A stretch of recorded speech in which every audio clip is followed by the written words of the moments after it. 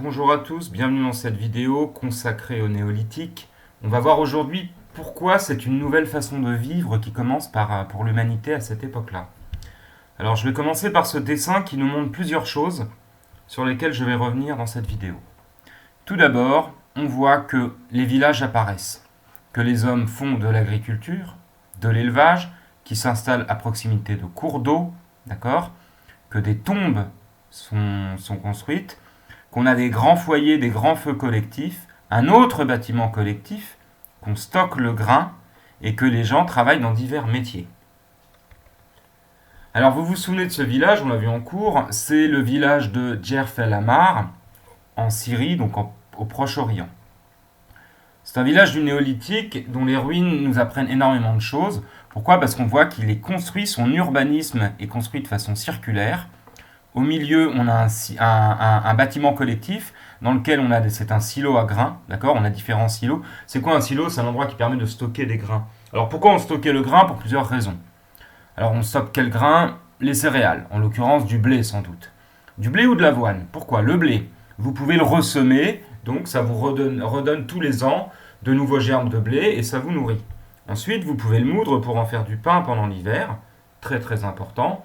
Et enfin, l'avoine, vous pouvez nourrir les animaux pendant l'hiver. Donc, ces bâtiments collectifs de stockage des vivres, des ressources alimentaires, ça permettait de nourrir les animaux et les hommes durant les périodes froides, les périodes où la nature ne donnait pas de quoi manger. On constate qu'autour de ça, on a des maisons, des petites maisons à 4 pièces, sans doute pour y loger des familles entières. Il ne faut pas imaginer qu'il y avait une cuisine dans la maison, une salle à manger, un bureau, etc. Non, c'était sans doute des pièces réparties pour les différentes générations. Les enfants dans une pièce, les parents dans une autre, les grands-parents dans une autre, et puis une pièce de vie, où on stockait les choses.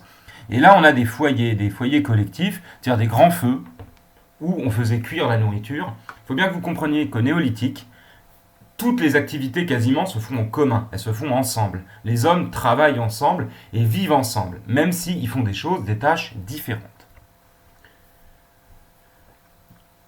C'est la période où on fait de l'agriculture et donc on va domestiquer les animaux. Alors ça, c'est très important que vous vous souveniez de ça, parce que la domestication, il y a 2 types d'animaux qui vont être domestiqués. Il y a tous les animaux qu'on élève pour leur viande, pour leur laine, pour faire des vêtements, ou alors pour leur lait, donc pour se nourrir. Donc ça, c'est les animaux qu'on élève pour les consommer, entre guillemets. Mais il y a un deuxième type d'animal qu'on va se mettre à élever. Ce sont tous les animaux. Alors là, vous voyez des animaux d'élevage autour, ils sont très présents. Mais ce sont les animaux qui vont nous aider. Et je pense notamment aux chiens et aux chats. Alors pourquoi le chien et le chat ? Le chien, parce qu'il permet de garder les troupeaux et de faire fuir les fauves. Donc il est dès le néolithique, les hommes se mettent à vivre avec des chiens parce que ça rend énormément de services. Et les chats, parce que les chats, ça chasse les rongeurs à la vermine. Et les rongeurs, évidemment, quand vous avez des silos avec plein de grains, ça attire forcément les souris, les rats ou que sais-je. Et les chats permettent de les chasser, donc de protéger la nourriture. C'est pour ça que dans la domestication des espèces animales, vous avez 2 types, celles avec qui on travaille, celles qui nous rendent des services, et celles donc, qu'on élève pour se nourrir. Donc voilà la petite trace écrite pour ce petit cours. Pourquoi l'agriculture est-elle une révolution ? Pour cultiver un espace, on doit vivre à côté, donc on se sédentarise. C'est l'apparition des premiers villages. Ces villages, ils vont s'organiser autour d'équipements collectifs, c'est-à-dire les fours à pain. Et oui, il faut faire du pain, on le fait ensemble. Les foyers, les greniers et les silos. Ces greniers et ces silos, ils permettent de stocker les récoltes pendant l'hiver et de nourrir les animaux. Et on distingue 2 types d'animaux domestiqués, ceux qu'on élève pour se nourrir et ceux qui rendent des services. Voilà, je vous laisse noter ça et je vous donne rendez-vous au prochain cours.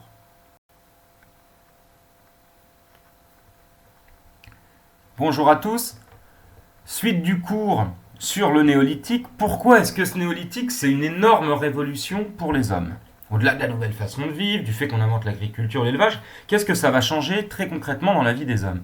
Je vais vous montrer une série de dessins ou de reproductions là, qui nous donnent des informations. Alors on va essayer d'aller plus loin que ce qu'on a vu la dernière fois.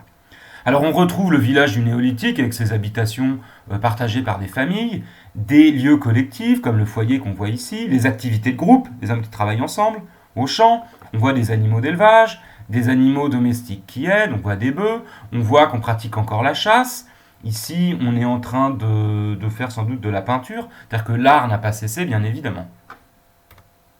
Alors le néolithique, c'est une époque où les hommes inventent les métiers parce qu'on se spécialise. C'est hyper important que vous reteniez ça. Effectivement, on se met à fabriquer des vêtements et donc les tisserands apparaissent.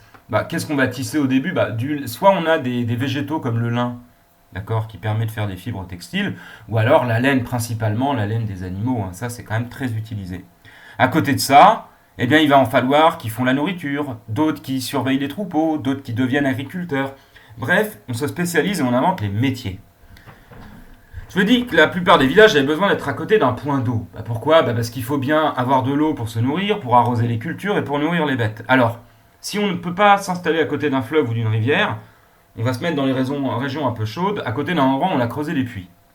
Mais ce qui m'intéresse, c'est que vous compreniez que l'urbanisme apparaît à cette époque-là. On organise les villages d'une certaine manière. Ça, c'est la reconstitution d'un village sur pilotis, c'est-à-dire que le village est construit en hauteur pour éviter d'être inondé quand l'eau monte, et on a bien au centre les bâtiments collectifs et autour des bâtiments individuels. Alors l'activité principale de ce village, comme il était à côté d'un fleuve sans doute très poissonneux, c'était la pêche.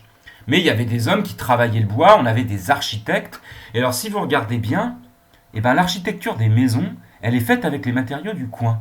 Évidemment, c'est le moment où en fait, on utilise les matériaux locaux. Donc, dans les régions où on a de la pierre, on va construire en pierre. Là où on a du bois qui est facile à travailler, on construit en bois. Là, on va avoir de la boue et de la paille, on va faire des maisons en terre-paille, ce qu'on appelle du torchis.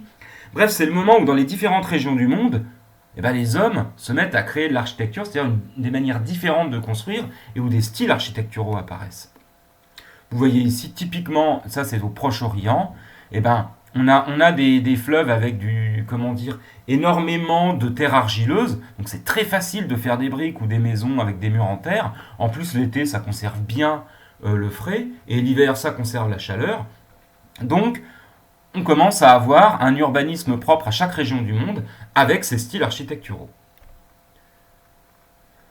Comme on a inventé les métiers et qu'on se spécialise, bien évidemment, on va créer des outils, de plus en plus d'outils. Alors la meule pour écraser les grains et pour pouvoir faire du pain.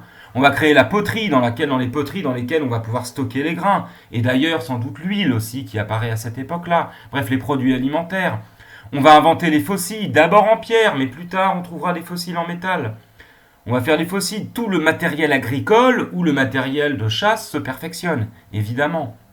De même qu'on va inventer les haches pour couper le bois, pour le travailler, pour l'utiliser. À la fin du néolithique, c'est la métallurgie, c'est-à-dire le travail des métaux qui apparaît, d'abord le cuivre, ensuite le bronze, le fer, etc.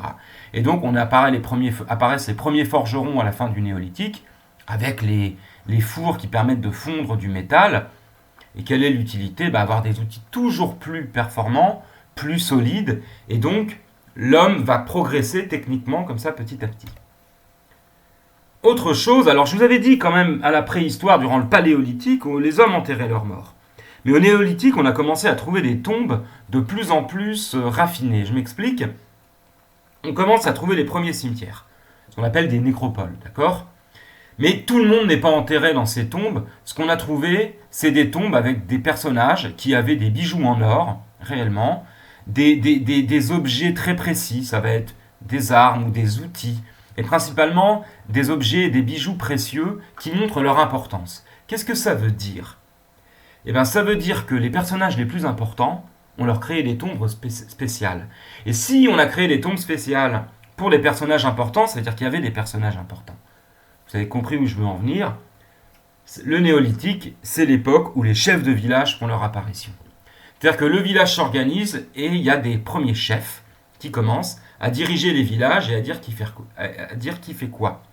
C'est le début de ce qu'on appelle la hiérarchie sociale, c'est-à-dire l'organisation sous forme de pouvoir entre les plus importants, les plus puissants, ceux qui dominent et ceux qui obéissent. On a trouvé aussi, et on en parlera après, les premiers grands monuments ou édifices religieux. C'est ce qu'on appelle les mégalithes. Un mégalithe, ça veut dire grande pierre, grosse pierre en grec. Alors il y en a beaucoup en Bretagne, mais en fait il y en a dans le monde entier. On constate que les hommes... Alors il y avait peut-être des bâtiments en bois, mais ils ont disparu en tout cas. Mais ce qu'on a trouvé, ce sont des grandes pierres dressées.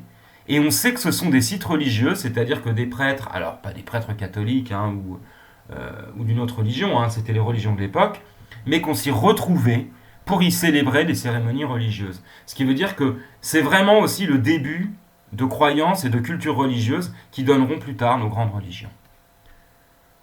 Alors, le néolithique, révolution pour l'humanité, la population augmente, les hommes inventent les métiers, chacun se spécialise. L'architecture apparaît, on construit avec les matériaux locaux. L'urbanisme apparaît, je vous ai dit, on organise les villes sur pilotis, en resserrant les rues, avec les bâtiments collectifs au centre, etc., etc. Les premiers monuments religieux y apparaissent, on va y honorer des dieux. On construit les premiers tombeaux pour les grands personnages. On a de nouveaux outils, le début de la métallurgie à la fin du néolithique.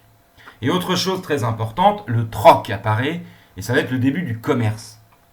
C'est-à-dire que ces hommes vont échanger entre villages. Alors on échange le troc, c'est quand on échange directement. Je te donne un poulet, tu me donnes 1 kilo de grain, quoi, ou 10 miches de pain. Voilà un exemple de troc, c'est ce qu'on appelle les échanges en nature. Mais c'est le début du commerce. On a des chefs de village qui apparaissent avec les spécialisations, évidemment. Et ça va être le début de la hiérarchie sociale. On a des gens qui sont importants, des gens de pouvoir, et des gens qui sont plus importants. C'est le début des riches et des pauvres, des chefs et de ceux qui obéissent.